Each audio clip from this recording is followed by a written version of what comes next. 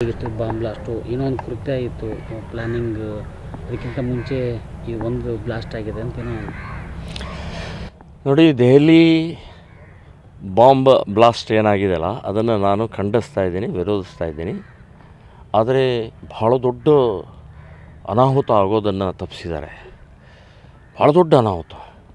2900 litre ರಾಸಾಯನಿಕ bomb ತಯಾರು ಮಾಡುವಂಥ ರಾಸಾಯನಿಕ ಹಿಡಿದಿದ್ದಾರೆ.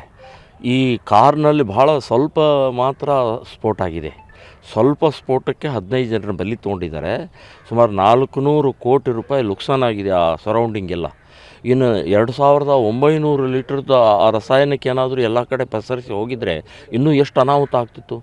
ನಾನು ಕೇಂದ್ರ ಸರ್ಕಾರದ ಗುಪ್ತ ಇಲಾಖೆ ಪೊಲೀಸ್ ಡಿಪಾರ್ಟ್ಮೆಂಟ್ ಯಾರು ಅದಕ್ಕೆ ಸಂಬಂಧಪಟ್ಟವರಿದ್ದಾರೆ ಅವರಿಗೆ ನಾನು ಅಭಿನಂದನೆಗಳನ್ನು ಹೇಳ್ತಾ ಇದ್ದೀನಿ. ಇದು ಒಂದು.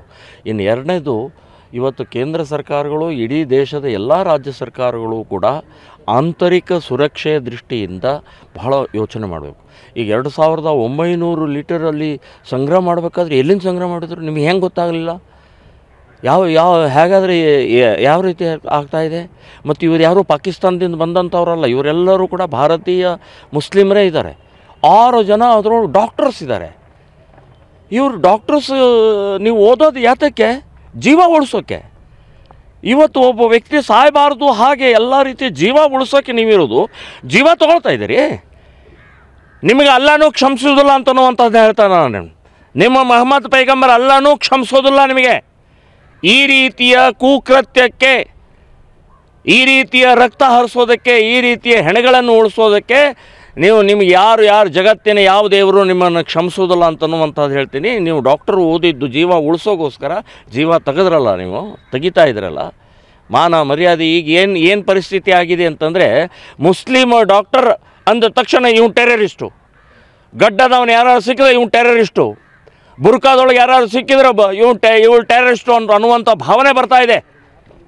ನಾನು ಮುಸ್ಲಿಂ ಮುಖಂಡರಿಗೂ ಹೇಳ್ತಾ ಇದ್ದೀನಿ, ಅವ್ರು ಯಾರ್ಯಾರಿದ್ದಾರೆ ಅವ್ರ ವಿರುದ್ಧ ಫತ್ವಾ ಹೊರಡಿಸ್ರಿ, ಅವ್ರ ಮನೆ ಸುಟ್ಟು ಹಾಕ್ರಿ, ಅವ್ರ ಮನೆ ಬೆಂಕಿ ಹಚ್ಚಿರಿ, ಆವಾಗಲೇ ನಿಮ್ಮ ಬದ್ಧತೆ ಇರುತ್ತೆ. ಆದರೆ ನೀವು ಅದಕ್ಕೆ ಪ್ರೋತ್ಸಾಹ ಕೊಡ್ತಾ ಇದ್ದೀರಿ.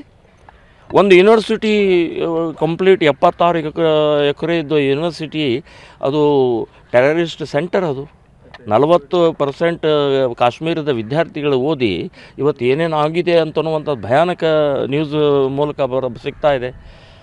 ಕೇಂದ್ರ ಸರ್ಕಾರನೂ ಭಾಳ ಎಚ್ಚರಿಕೆಯಿಂದ ಆಂತರಿಕ ಸುರಕ್ಷತೆ ದೃಷ್ಟಿಯಿಂದ ಭಾಳ ಗಂಭೀರವಾಗಿ ಯೋಚನೆ ಮಾಡಬೇಕು. ಮತ್ತು ಮುಸ್ಲಿಂ ಮುಖಂಡರು ಕೂಡ ಇದರ ಸಂಬಂಧಪಟ್ಟಾಗಿ ಭಾಳ ಗಂಭೀರವಾಗಿ ಯೋಚನೆ ಮಾಡಿ, ಇಲ್ಲಾದರೆ ಆಂತರಿಕ ಸಂಘರ್ಷಕ್ಕೆ ನೀವೇ ಕಾರಣ ಆಗ್ತೀರಿ ಅಂತನ್ನುವಂಥದ್ದು ಹೇಳ್ತೀನಿ.